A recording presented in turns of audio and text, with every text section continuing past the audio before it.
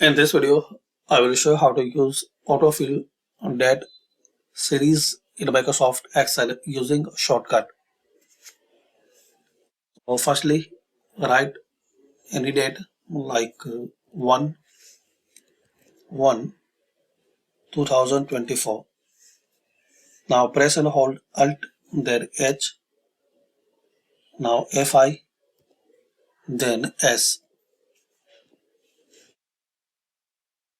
Click anyway.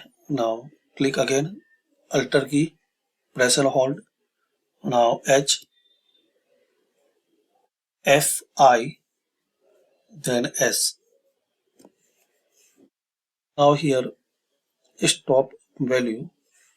So I need to write till 12/1/2024 and make sure here select column.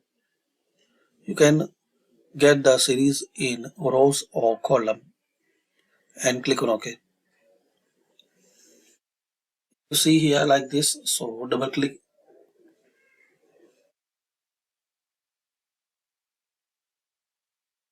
So thanks for watching and comment this video useful for you.